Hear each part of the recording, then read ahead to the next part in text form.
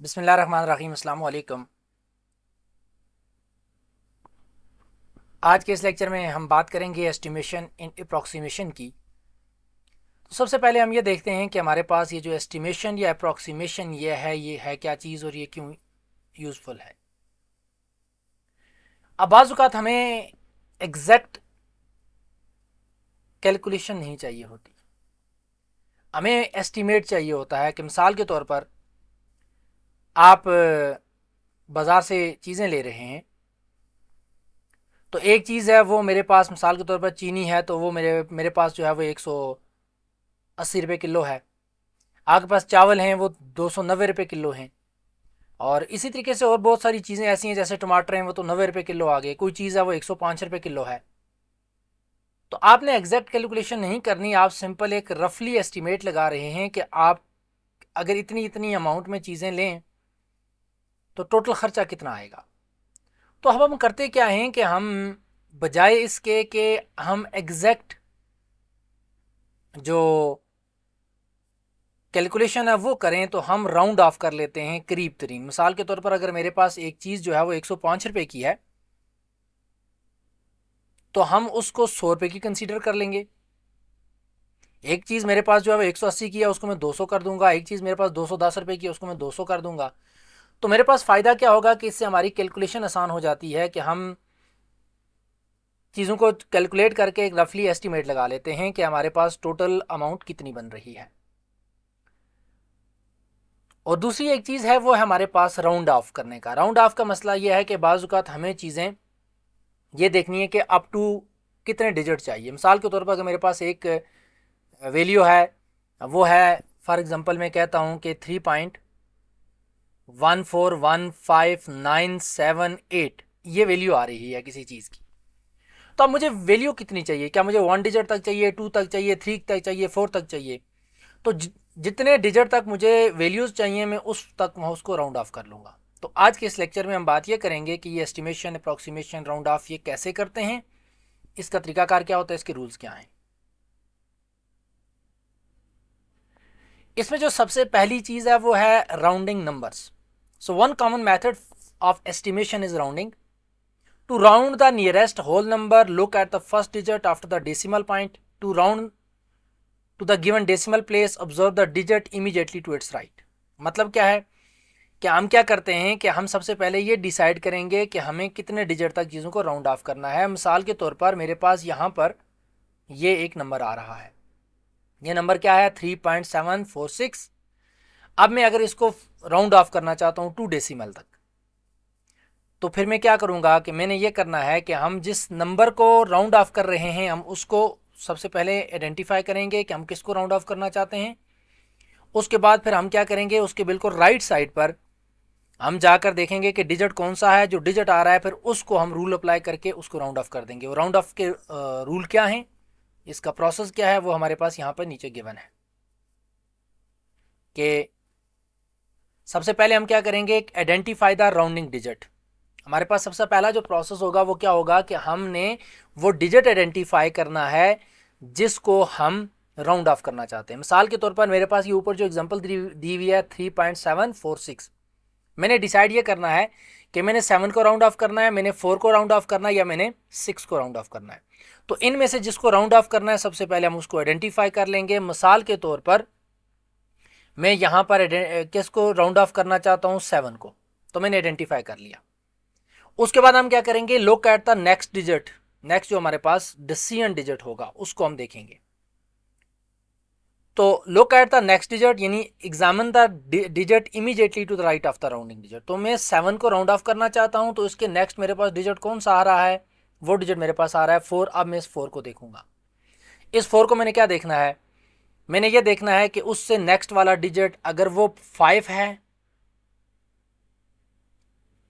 Less than 5 है, या greater than 5 है। ज़रा मेरे पास तीन ही चीज़ें आएंगी, या वो इक्वल टू 5 होगा, या वो ग्रेटर देन 5 होगा, या वो लेस देन 5 होगा।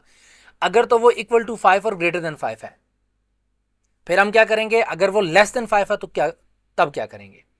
तो अगर तो वो लेस देन 5 है तो हम क्या करेंगे, उसको छोड़ देंगे, उसको डिलीट कर देंगे, और जो हमारे पास ये जिसको हमने आइडेंटिफाई किया था वो एज इट इज़ रहेगा।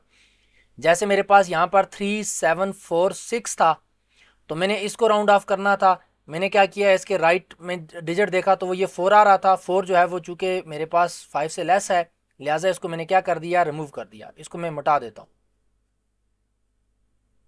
ख़त्म। तो जब ये ख़त्म हो गया तो मेरे पास राउंड ऑफ करके डिजिट क्या बन गया, 3.7।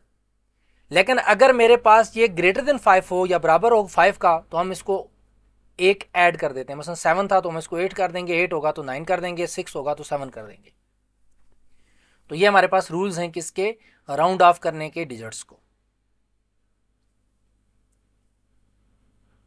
अब है rounding to the whole numbers.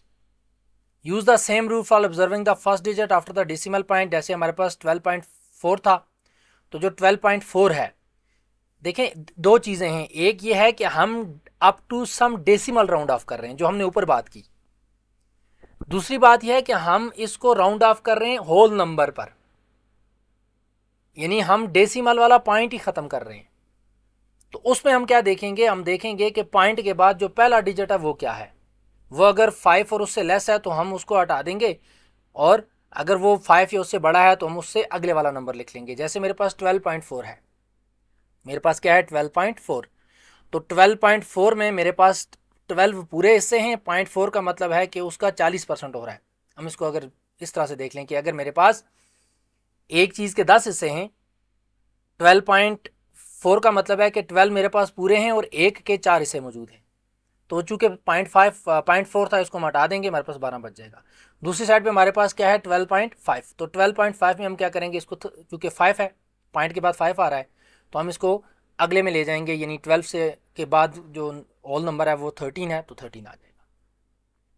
उसके बाद है कि rounding with the trailing zeros. When rounding large numbers replace dropping digit with zero to preserve the place value.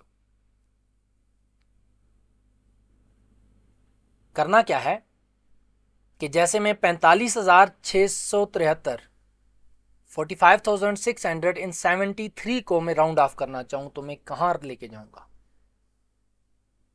अब ये भी हमारे पास क्वेश्चन ये है कि हम उसको नियरेस्ट 10 में कर रहे हैं, नियरेस्ट 100 में कर रहे हैं, नियरेस्ट 1000 में कर रहे हैं, नियरेस्ट 10,000 में कर रहे हैं, या नियरेस्ट 100,000 में कर रहे हैं।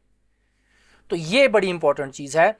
इसको भी हम देखेंगे कि किस तरीके से, अगर नियरेस्ट 100 में करना है तो कैसे करेंगे, 10 में करना है तो कैसे करेंगे। तो उसमें हम क्या कर देते हैं, ये भी आपको मैं बल्कि अभी बताता हूँ तरीका, थोड़ी देर बाद हम जब क्वेश्चन करेंगे मैं आपको ये चीज़ें बता दूँगा। उसके बाद है राउंडेड नेगेटिव नंबर्स। अब नेगेटिव नंबर का क्या मसला है, हमने सेम रूल अप्लाई करना है कहाँ पर, इस पर, focusing on the digit values not the sign. हमने इसके साइन को नहीं देखना, हमने क्या करना है, वही डिजिट वैल्यू है। जैसे 3.46 था, हमने इसको राउंड ऑफ करना है, तो ये मेरे पास 4 और 6 आ गया। हमने आइडेंटिफाई किया 4 के बाद 6 आ रहा है जो कि 5 से बड़ा, हमने 4 को 5 कर दिया, तो ये -3.5 के बराबर आ गया। इसमें हमने डिजिट को नहीं देखना, यानी साइन को नहीं देखना कि वो प्लस है या माइनस है, सेम रूल अप्लाई करेंगे। उसके बाद है reasonableness check. After rounding verify that the rounded value is close to the original number in make sense in the context. मिसाल के तौर पर मेरे पास अगर 180 है और इसको मैं नियरेस्ट हंड्रेड्स में क्या कर रहा हूँ, नियरेस्ट 100 में अगर इसको मैं राउंड ऑफ कर रहा हूँ, तो मेरे पास इसके नियरेस्ट 100 दो हैं, एक 100 है और एक 200 है, यानी ये किसके बीच में है, ये 100 और 200 के बीच में है। तो ये सबसे ज़्यादा करीब किसके है, तो सबसे ज़्यादा ये 200 के करीब है। तो इसका मतलब है कि 180 को मैं राउंड ऑफ करूँगा तो मुझे चेक भी करना है कि वो रीज़नेबल है या नहीं है। इसको मैंने 100 क्यों नहीं किया, क्योंकि ये 100 के करीब नहीं था। इसको मैंने 200 क्यों रखा, क्योंकि ये 200 के ज़्यादा करीब है। तो ये चीज़ हमने देखनी है।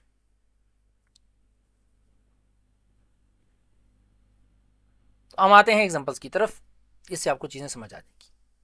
अ shop has 48 items, estimate how many items are there by rounding to the nearest 10। अब जब बात आ गई है बच्चों नियरेस्ट 10 की, तो नियरेस्ट 10 का मतलब ये हुआ कि हम देखेंगे नंबर 1 और 10 के बीच में है, 10 और 20 के बीच में है, 20 और 30 के बीच में है, 30 और 40 के बीच में है, इसी तरह से अप टू 100 तक चले जाएंगे। नंबर देखेंगे कहाँ पर है। मिसाल के तौर पर अगर नंबर मेरे पास 1 और 10 के बीच में है, मतलब मेरे पास नंबर है 6,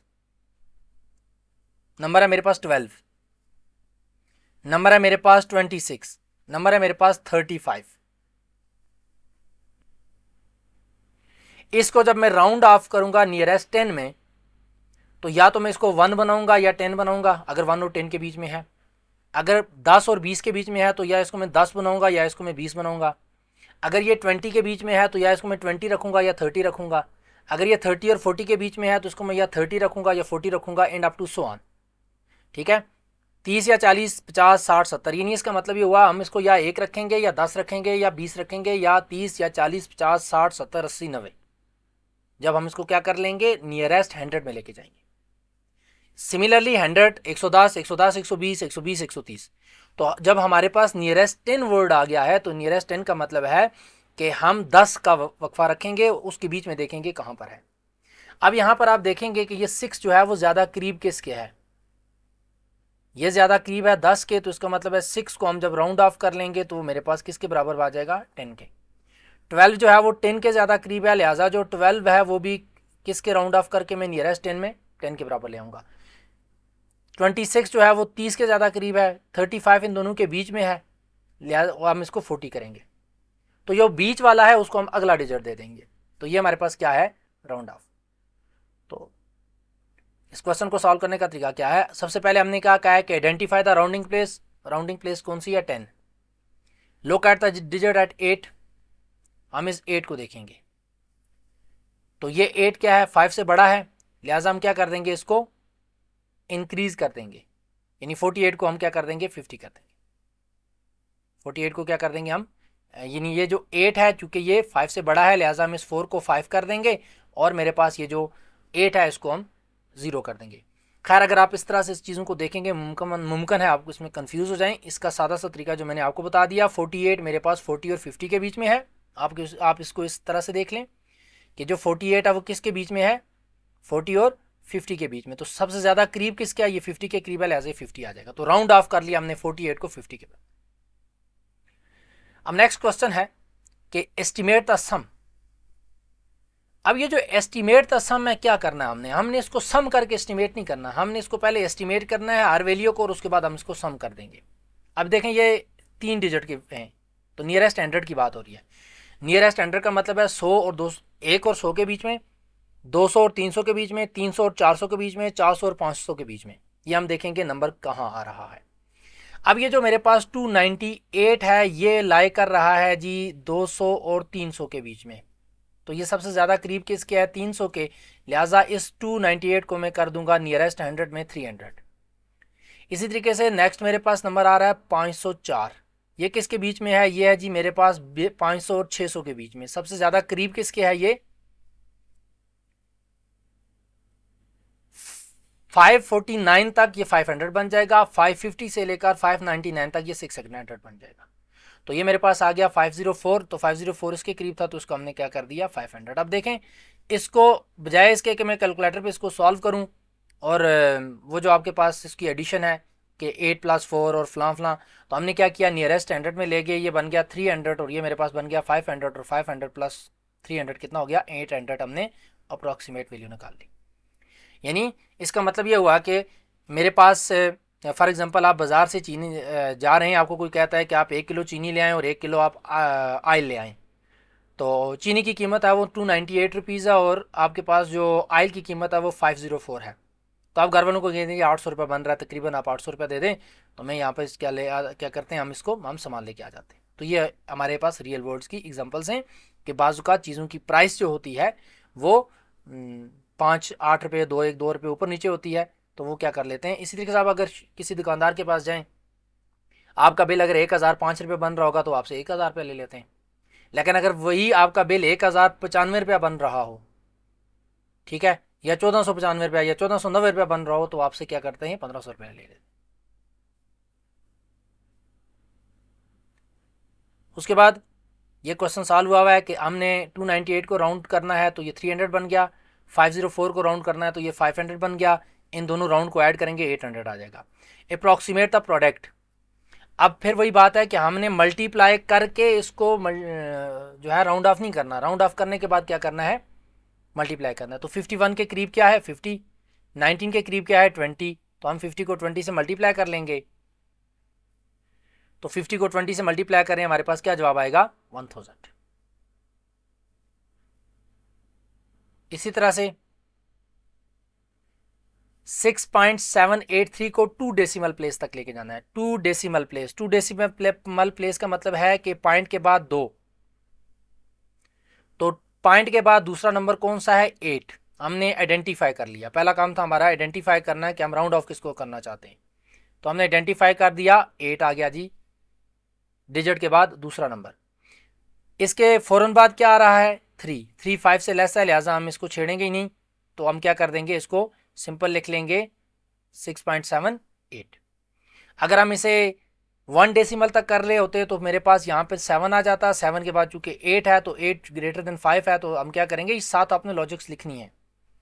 अगर आपको क्वेश्चन इस तरह का आता है एग्जाम में कि round off this to the this decimal place, तो ये तीनों स्टेप आपने साथ साथ लिखने हैं कि सबसे पहले हमने आइडेंटिफाई करना है 100 प्लेस को, उसके बाद हमने नेक्स्ट डिजिट को देखना है, उसके बाद आपने रीज़न देनी है कि चूंकि वो लेस देन 5 है तो हमने उसको ऐसे ही रखा है, अगर वो ग्रेटर देन 5 या इक्वल टू 5 है तो हम उसको ऐड क्या कर देंगे, बढ़ा देंगे, एक वैल्यू जो है नंबर्स की अगला वैल्यूज आ जाएगी। Estimate the value 324 divided by 36 और 724, तो 724 के करीब 720 है, 724 के बीच। अब देखें 724 के जो है 700 के भी करीब तो है ना, लेकिन हम इसको नियरेस्ट 10 में कर रहे हैं, नियरेस्ट 100 में नहीं कर रहे, तो हम देख रहे हैं कि 720 और 730 में ये ज़्यादा करीब किसके है, तो 720 के। इसी तरीके से जो 36 है, ठीक है, तो उसको हम अनचेंज रहने दे जा रहे हैं। क्यों अनचेंज रख रहे हैं, फॉर इजी डिवीजन, क्योंकि 720 जो है वो डिवाइड होता है। इसके लिए मैं आपको एक ट्रिक बताता हूँ, आपने करना क्या है सॉल्व करने के लिए, क्योंकि कैलकुलेटर तो आपके पास मौजूद होते हैं। आप सबसे पहले ये देख लें कि 724 डिवाइडेड बाय 36 जवाब क्या आ रहा था।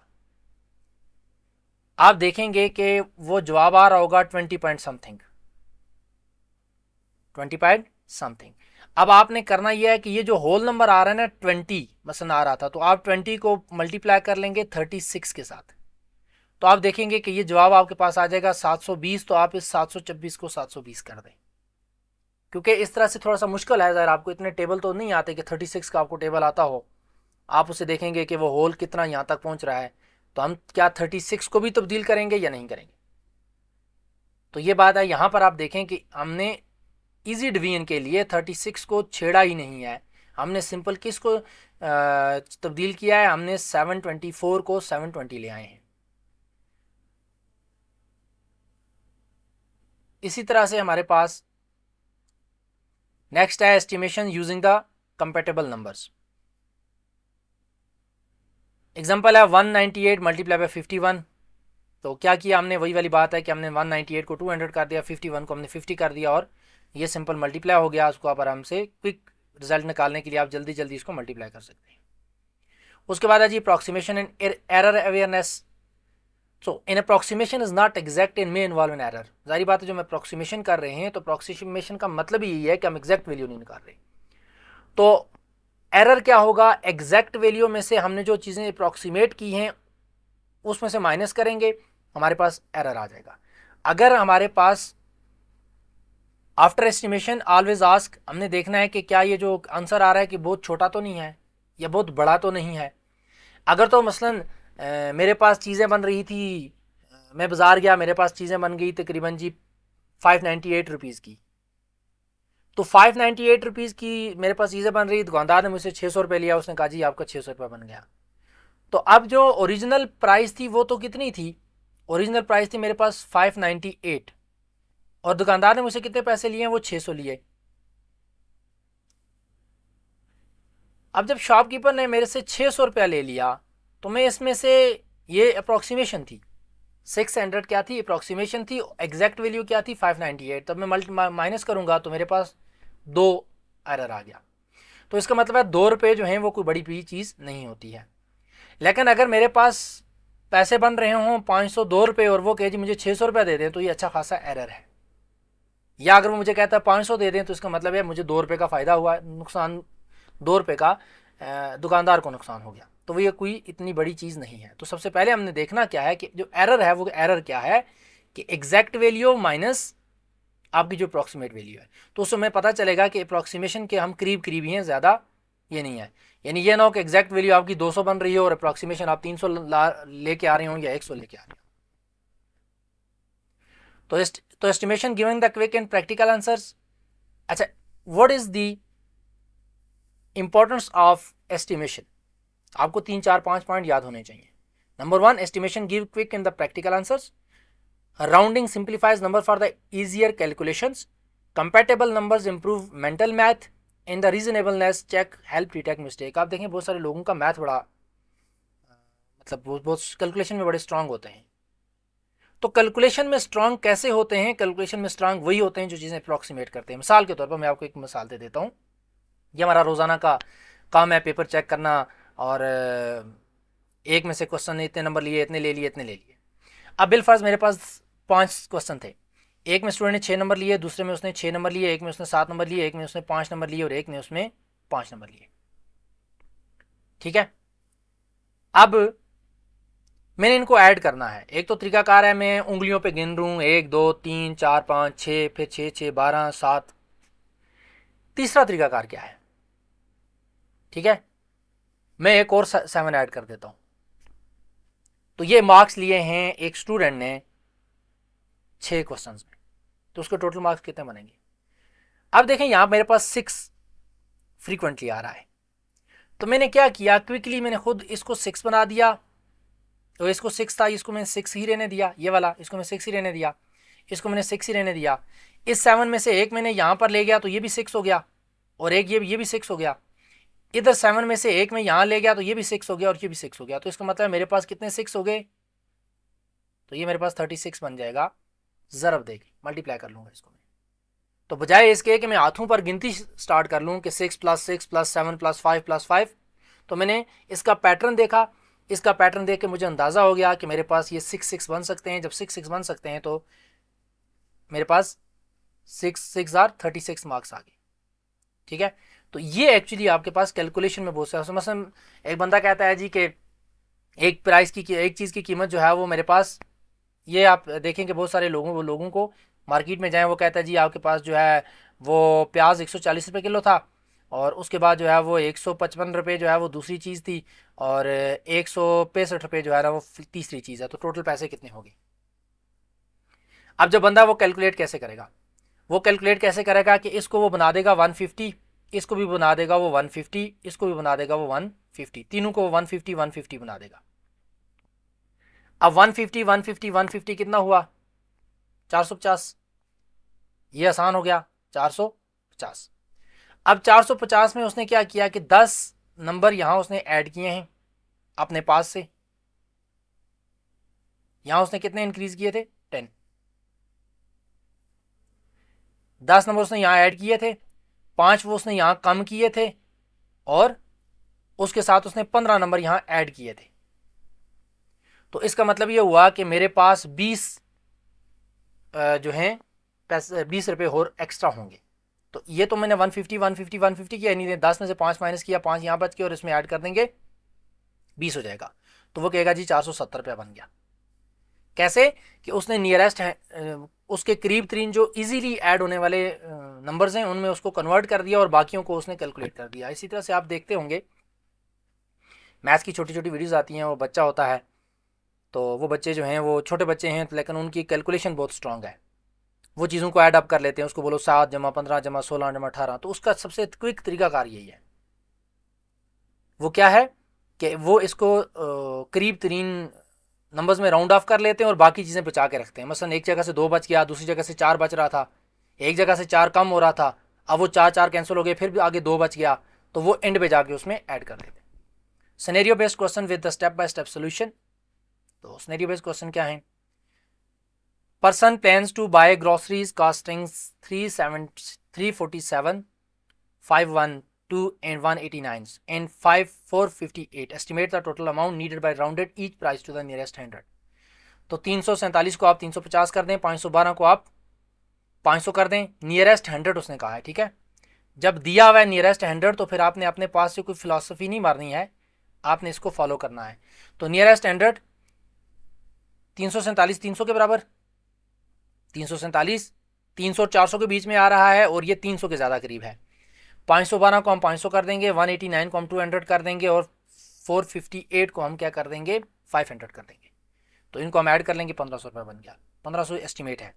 अगर आपको कहा जाए इसमें से एरर कैलकुलेट करें तो आप इन ओरिजिनल नंबर्स को ऐड करके 1500 में से माइनस कर देंगे, तो आप देखेंगे कि हमारे पास एरर जो है वो माइनस में आ रहा है या प्लस में आ रहा है। ठीक है, अगर तो वो माइनस में प्लस में आ रहा होगा तो इसका मतलब ये हुआ कि जो एरर है हमारे पास, जो एस्टिमेट है वो ज़्यादा है और एस्टिमेट छोटा है और ओरिजिनल प्राइस ज़्यादा है, तो एरर माइनस में आ जाएगा अगर हम एस्टिमेट माइनस ओरिजिनल करें। वैसे एरर निकालने के लिए हम करते क्या होते हैं, हम ओरिजिनल माइनस एस्टिमेट करते हैं।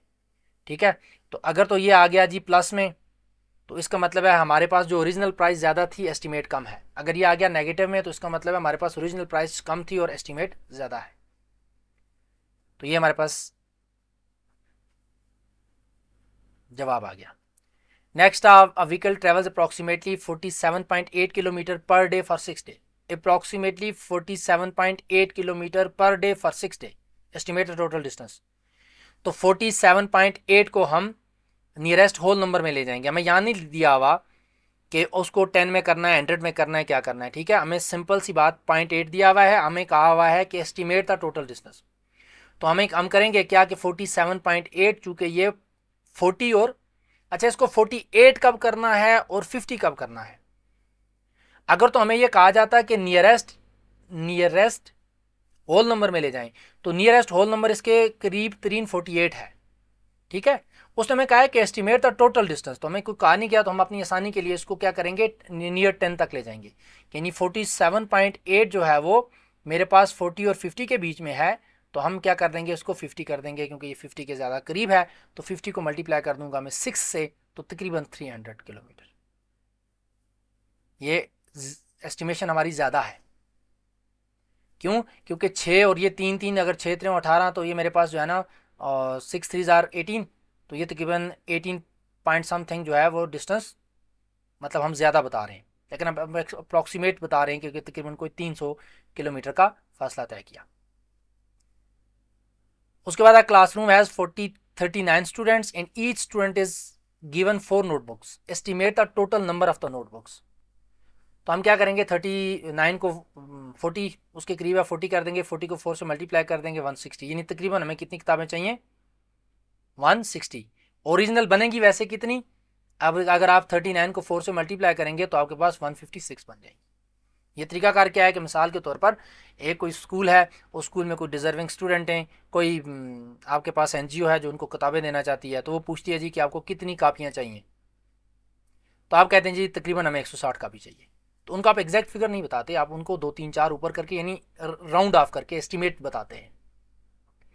अच्छा, इसी तरीके से जब बिल्डिंग्स बनती हैं, जब आपके पास बड़े बड़े प्रोजेक्ट्स होते हैं, तो उसमें एस्टिमेट वैल्यूज़ होती हैं। हमेशा वो एस्टिमेट वैल्यू लगाते हैं कि जी इसकी कीमत ये होगी, इसकी ये होगी, इसका एक्सपेंडिचर ये होगा, इसके इतने होंगे। तो एस्टिमेट वैल्यू जब आपके पास ओरिजिनल प्राइस आती है वो उसके आसपास ही होती है, इतना ज़्यादा एरर नहीं आता। The monthly electricity usage of the household is recorded to 286.4 units. आपके घर के बिजली में जो यूनिट लगे हैं वो लगे हैं जी 286। तो इसका मतलब है अगर हम इसको राउंड ऑफ करें तो तकरीबन कितनी बिजली आपने इस्तेमाल की है। अब उसने कहा है कि नियरेस्ट होल नंबर, यहाँ उसने लिखा हुआ है नियरेस्ट होल नंबर, तो नियरेस्ट होल नंबर 286 के बाद क्या आता है 286 ही रहेगा। क्यों? क्योंकि ये जो पॉइंट के बाद 4 आ रहा है ये 5 से छोटा है, लिहाजा ये मेरे पास क्या बनेगा, ये मेरे पास आएगा 286.4 को 0.4 को हटा देंगे, हमारे पास आएगा 286। तो इसका मतलब आपकी 286 यूनिट लगी हुई है। अगर 20 रुपये या 3 रुपये या 5 रुपये यूनिट है तो वो सिंपल इसको मल्टीप्लाई करके राउंड ऑफ करके आपको बिल भेज देंगे। आपने देखा होगा कि आपको बिजली के बिल जो आते हैं वो कैसे आते हैं, उठा के आप अपना बिजली का बिल पास उठा के देख लें तो वो नियरेस्ट में ही उन्होंने किया होता है, एग्जैक्ट आपकी जो मीटर की रीडिंग है वो नहीं होती। A printing shop need to print 1982 copies of the documents with 23 pages per copy. Estimate the total number of the pages to be printed using the compatible numbers। तो compatible numbers का मतलब क्या हुआ, अब जो मेरे पास ये 1982 है, इसको हम नियरेस्ट 1000 में ले जाएंगे, तो ये 1000 और 2000 के बीच में है और 2000 के ज़्यादा करीब है, इसको हम 2000 कर देंगे। 23 जो है अब ये नियरेस्ट 10 में जाएगा, तो ये 20 के ज़्यादा करीब है, तो हमने क्या किया, इसको 20 कर दिया और इनको आपस में मल्टीप्लाई कर दिया। मल्टीप्लाई करने के बाद हमारे पास तकरीबन 40,000 कापी बन गई। एस्टिमेटेड टोटल पेजेस कितने हैं, 40,000। ओरिजिनल भी मल्टीप्लाई करके आप देख लेंगे, आपको जब क्वेश्चन आएगा तो उसमें आपको एरर भी फाइंड आउट करना होगा कि फाइंड द एरर। तो 1982 इसको मल्टीप्लाई करेंगे 23 के साथ और उसमें से 40,000 में से उसको माइनस कर देंगे, देखेंगे कि ओरिजिनल जो कापीज़ हमने करनी है वो ज़्यादा हैं या हमारे पास जो एस्टिमेट है वो ज़्यादा है। अच्छा जी, सिमिलरली हमारे पास नेक्स्ट एक क्वेश्चन आ गया,